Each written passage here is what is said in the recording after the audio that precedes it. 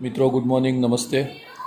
तो आज આપણે બાયોલોજી સબ્જેક્ટની અંદર આગળ વધીએ તો આપણે ગયા લેક્ચરની અંદર પ્રાણી પરાગિત વનસ્પતિઓ જે છે એ પ્રાણી પરાગિત વનસ્પતિના લક્ષણોની વાત કરી હતી, અથવા તો વનસ્પતિની અંદર પ્રાણીઓ દ્વારા પરાગનયન કેવી રીતે થાય તેના વિશે આપણે થોડીક વાત કરી હતી। અને આજે આપણે વાત કરવા જઈ રહ્યા છીએ બાહ્ય સંવર્ધન પ્રયુક્તિઓ। ટોપિકનું નામ છે બાહ્ય સંવર્ધન પ્રયુક્તિઓ। પહેલાં તો આપણે મિનિંગ સમજીએ કે આ બાહ્ય સંવર્ધન પ્રયુક્તિઓ જે છે એ વાસ્તવમાં છે શું। તો કેટલીક વનસ્પતિઓ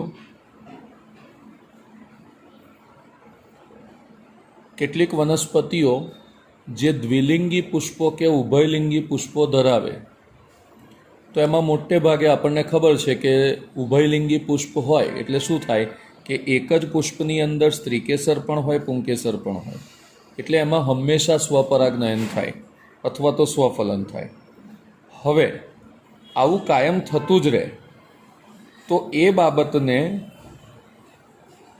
અટકાવવા માટે, હવે અટકાવવાનું પણ શું કામ, કારણ કે સતત ને સતત સ્વપરાગનયન થતું રહે એટલે એક જ વનસ્પતિના પુષ્પમાં દ્વિલિંગી એટલે કે પુંકેસર ને સ્ત્રીકેસર બંને છે, એટલે પુંકેસરની પરાગરજ એ સ્ત્રીકેસરના પરાગાસન ઉપર સ્થાપિત થાય તો સ્વફલન થયું, એમાંથી જે સંતતિ સર્જાય એમાં પણ સ્વફલન થાય। એટલે કે આપણે થોડું લખતા જોઈએ કે મોટા ભાગની જે સપુષ્પી વનસ્પતિઓ છે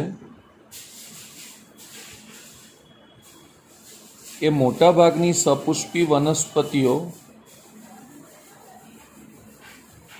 એ દ્વિલિંગી પુષ્પો સર્જે છે। હવે જ્યારે એ દ્વિલિંગી પુષ્પો સર્જે તો સ્વાભાવિક છે કે તેની અંદર સ્વફલન થાય, એટલે કે પરાગરજ જે છે એ તે જ પુષ્પના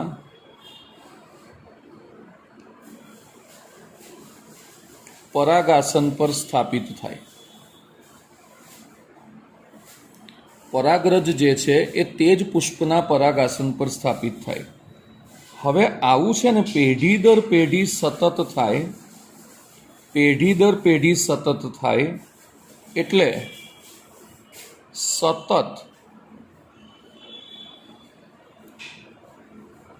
સ્વપરાગનયન થાય અને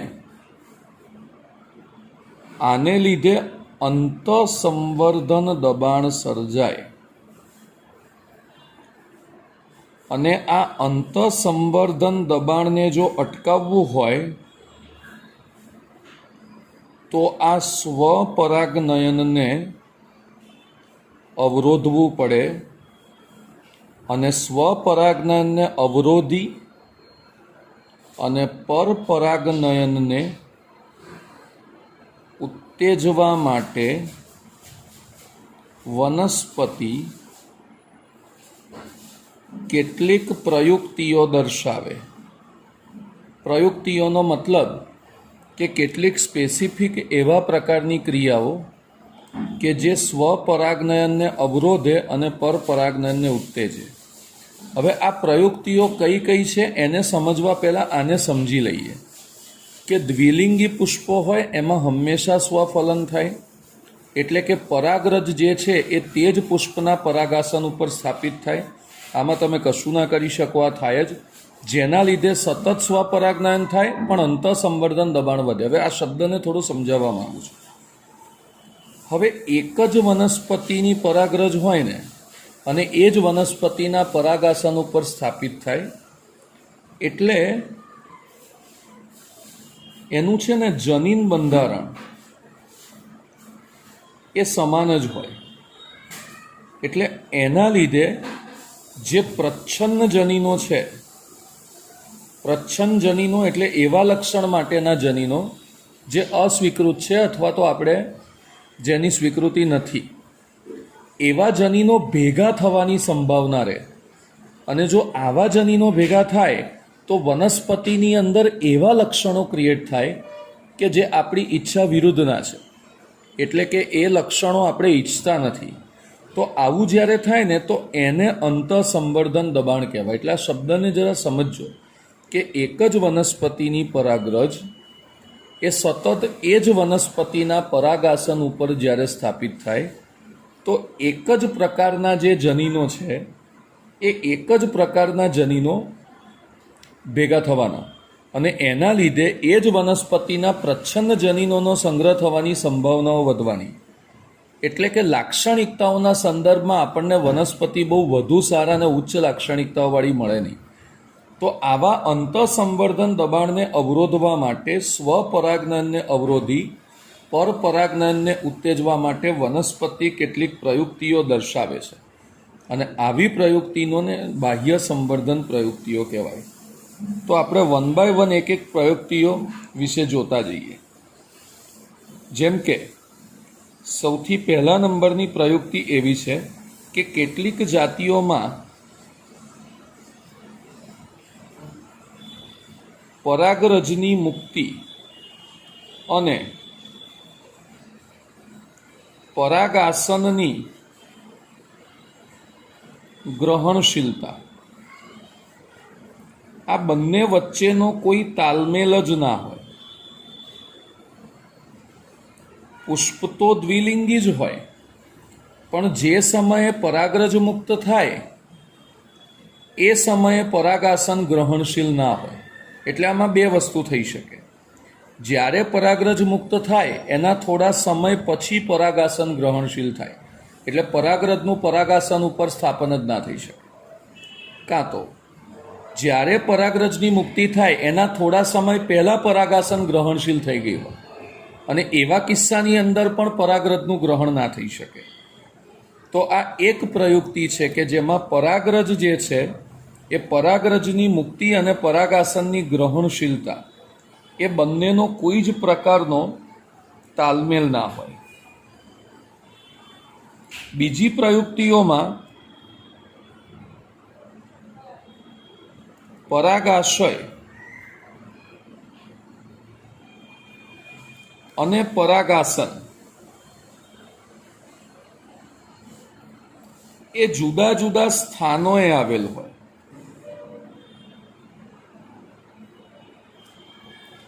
પરાગાશય અને પરાગાસન એ જુદા જુદા સ્થાનોએ આવેલ હોય, જેથી તે જ પુષ્પના પરાગાસનના સંપર્કમાં પરાગરજ ક્યારેય આવતી નથી.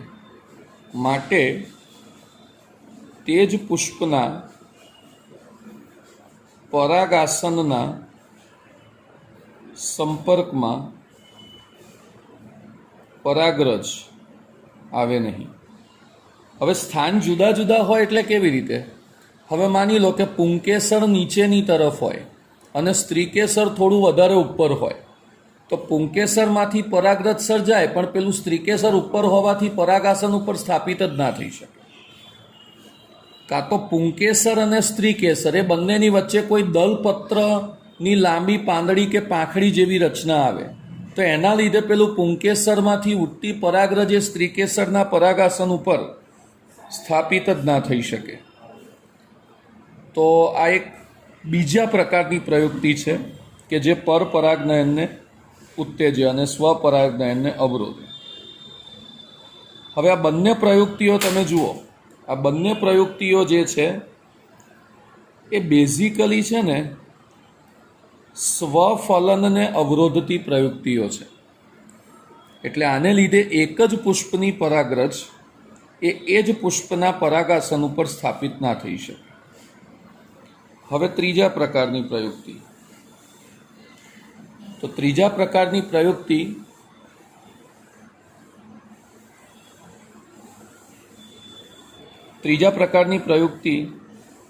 એ કંઈક આ પ્રમાણે છે કે તેઓ અંતઃસંવર્ધનને અટકાવે છે.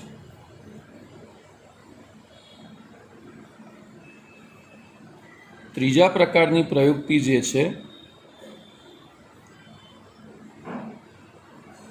એ અંતઃસંવર્ધનને અટકાવે છે.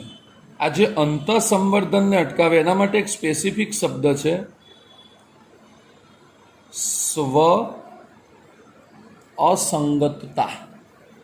શબ્દને બરાબર સમજો. સ્વ અસંગતતા, કે જેની અંદર વનસ્પતિ સ્વપરાગ એટલે કે પોતાની જ પરાગરજ જે છે એને સ્ત્રીકેસરમાં પરાગરજના અંકુરણ કે પરાગ નલિકાના વિકાસને અવરોધે છે અને અંડકોને ફલિત થતાં અટકાવે છે. અને થોડું બરાબર સમજીએ કે સામાન્ય રીતે કેવું હોય કે પરાગરજ જે છે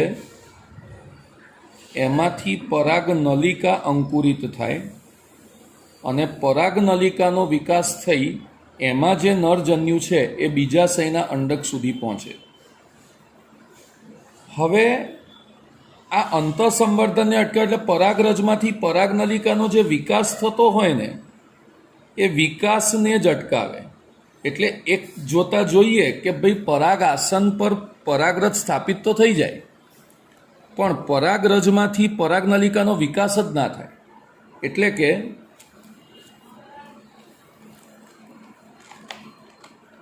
એને સમજીએ તો આવી રીતે આપણે સમજી શકીએ કે માની લો કે આ સ્ત્રીકેસર છે. હવે આ અંડકને એની અંદર આ ભ્રૂણપુટને અહીંયા અંડકોષ છે. હવે અહીંયા આગળ જ્યારે પરાગરજ સ્થાપિત થાય તો પ્રક્રિયા કેવી છે કે અહીંયાથી પરાગ નલિકાનો વિકાસ થશે અને આ પરાગ નલિકા એ અહીંયા સુધી પહોંચશે.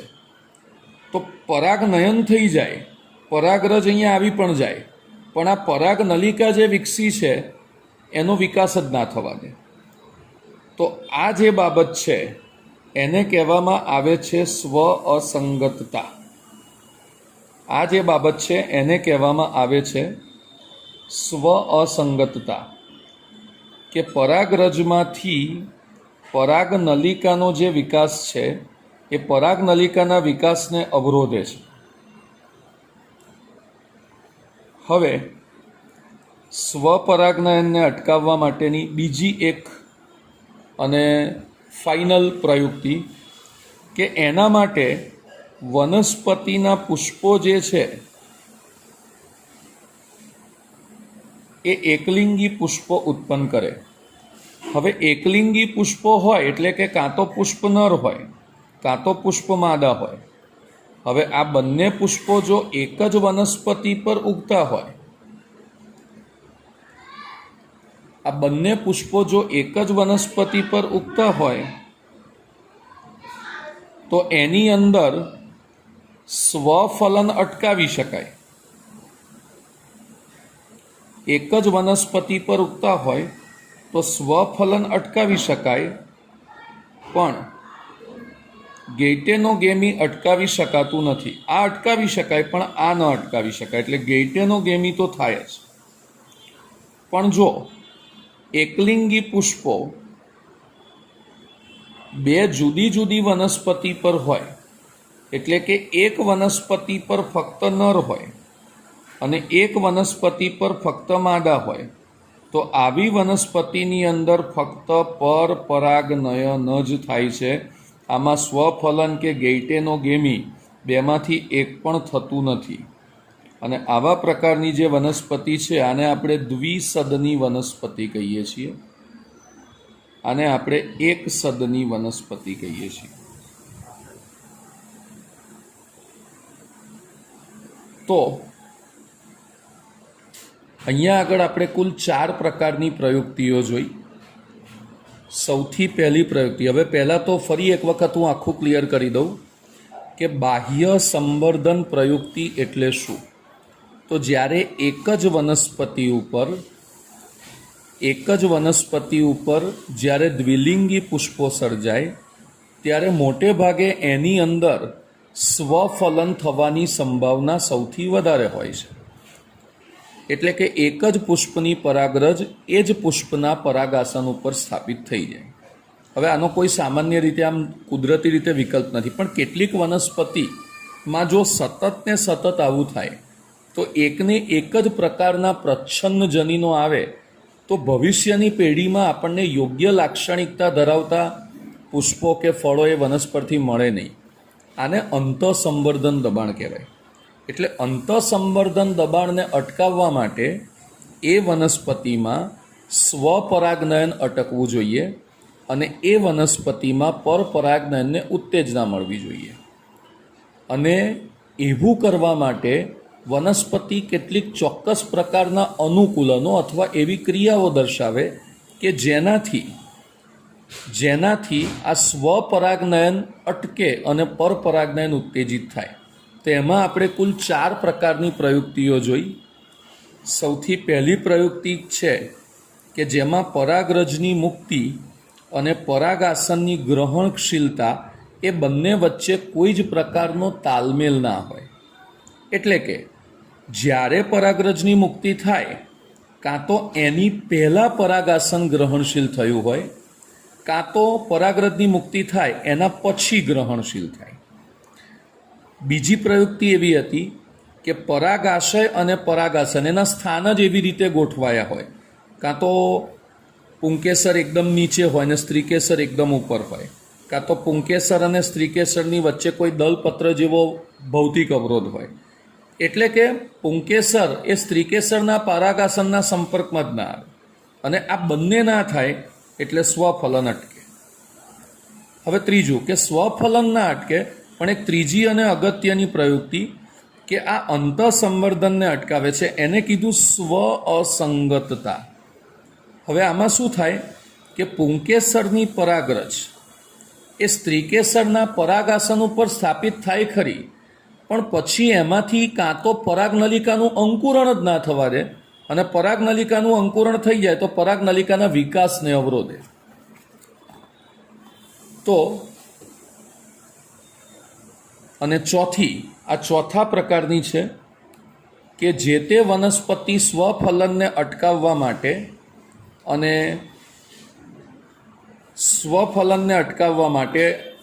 અને પરપરાગનયનને ઉત્તેજિત કરવા માટે પુષ્પો જ એકલિંગી સર્જે. હવે આ જે એકલિંગી પુષ્પો સર્જે છે એમાં પણ 2 વિકલ્પો છે. કાં તો એકલિંગી પુષ્પો એટલે નર પુષ્પો અને માદા પુષ્પો એ બંને એક જ વનસ્પતિ પર હોય, તો આવી વનસ્પતિમાં તમે સ્વફલન અટકાવી શકો. કારણ કે માની લો કે આ એક વનસ્પતિ છે,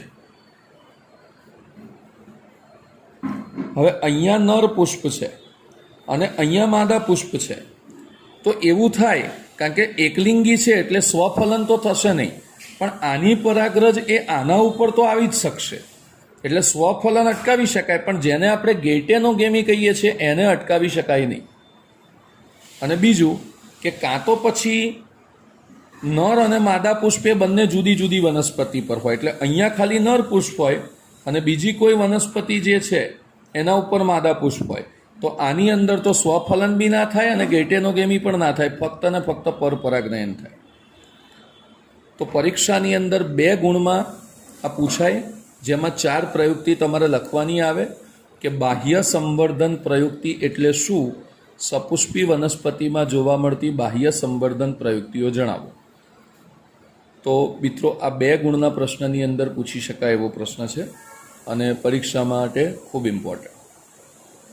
તો આવતા વિડીયોની અંદર આપણે નવા ટૉપિકની વાત કરીશું જેને કહીએ છીએ આપણે પરાગરજ સ્ત્રીકેસર આંતરક્રિયા.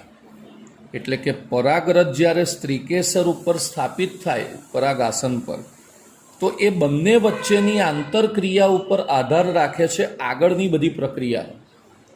તો હવે એ કેવી રીતે થાય એને આપણે આગળના લેક્ચરમાં સમજીશું. ધન્યવાદ.